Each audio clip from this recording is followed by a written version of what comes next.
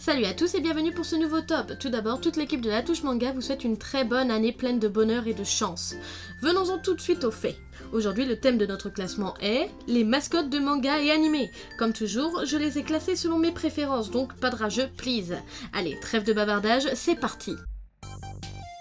Les Mokona sont des créatures qui viennent des œuvres de clan Pixixixolic et Tsubasa Réservoir Chronicle. Ils sont tout petits et l'un est blanc et l'autre noir.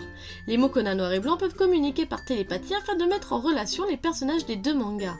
Alors que leur apparence joueuse et gentille est prédestinée à un simple rôle de mascotte, ils deviennent des personnages à part entière, disposant de forts pouvoirs magiques, dont celui pour le Mokona blanc de faire voyager un ou plusieurs individus entre des dimensions parallèles, et pour le noir de voir les esprits et autres fantômes. Ils sont doués d'une intelligence et d'une lucidité peu communes, même s'ils passent le plus clair de leur temps à s'amuser et à dormir. Plume est un petit animal polymorphe dans la série Dragon Ball. Ses techniques de polymorphe lui permettent de se transformer en ce qu'il veut sans limite de temps. Plume est le meilleur ami de Yamcha et ne le quitte jamais. Depuis leur rencontre avec Goku, il a suivi les aventures du héros pendant très longtemps, se rendant utile aussi souvent que possible. Il s'est notamment transformé en paire de ciseaux pour couper la queue de Goku, transformé en gorille géant. Kubei est un petit animal magique qui vient de l'œuvre Madoka Magica. Il peut exaucer le vœu de certaines filles à la condition qu'elles deviennent par la suite des Puellas magiques et combattent les sorcières. Il ne peut être vu et entendu que par les Puellas magiques et les personnes ayant un potentiel magique. Ses motivations réelles sont inconnues et il cherche constamment à persuader des filles ayant un potentiel magique à passer un contrat avec lui malgré les risques qu'il leur fait courir ainsi.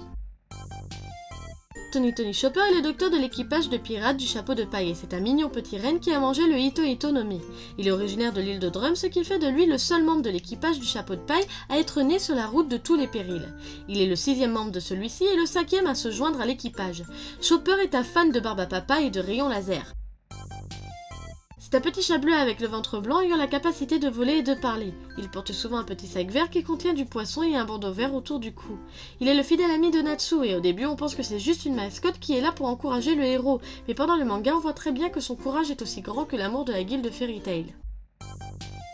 Kirara est un chat démon dans l'œuvre Inuyasha et c'est le compagnon de Sango. Elle se comporte comme un chat normal, elle mange de la nourriture pour chat, des friandises, des poissons et joue avec des jouets de chat.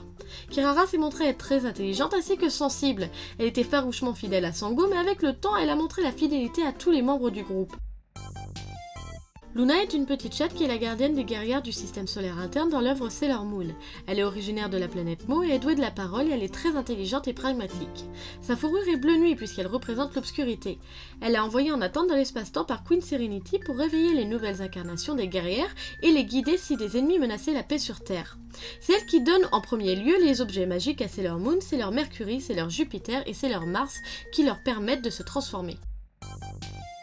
Pikachu est le premier Pokémon de Sacha. Il est d'abord réticent envers son dresseur, l'électrise plusieurs fois et refuse de rentrer dans sa Pokéball. Il se lie finalement d'amitié avec lui lorsque Sacha le défend contre une horde de Piaf à bec. Il refuse cependant toujours de rentrer dans sa Pokéball et marche aux côtés de son dresseur. Extrêmement puissant, il est systématiquement l'objet des convoitises de la Team Rocket, qui cherche à s'en emparer dans pratiquement tous les épisodes. Je veux bien sûr parler du tout premier Pikachu grassouillet que nous avons connu dans notre enfance, celui qui nous a tous fait pleurer dans le premier film Pokémon quand Sacha est changé en pierre et que c'est grâce à une larme de Pikachu qu'il revient à la vie. Oak est le compagnon de Meliodas dans Seven Deadly Sins. Il s'énerve facilement, surtout à cause de son ami, puisqu'il déteste que Meliodas joue les pervers. Il déteste sa cuisine, mais est forcé de manger ce qui tombe par terre afin de nettoyer. Il se proclame le chef de la brigade des épluchures. Il est fidèle et s'inquiète souvent pour ses compagnons, cependant il reste orgueilleux et fier. Dans le film Mon voisin Totoro, il apparaît comme étant un esprit légendaire de la forêt ressemblant à un gros ours. Il rencontre Mei et sa sœur Satsuki et les aide notamment à faire pousser les graines qu'il leur avait données en échange d'un parapluie prêté par Satsuki un jour de pluie, et aide cette dernière à retrouver sa petite sœur qui s'était perdue.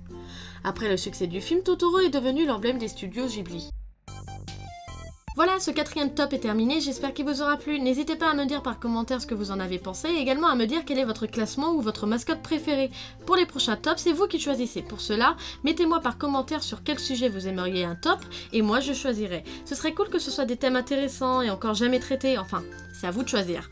Surtout, n'oubliez pas de liker et partager. Allez, bye!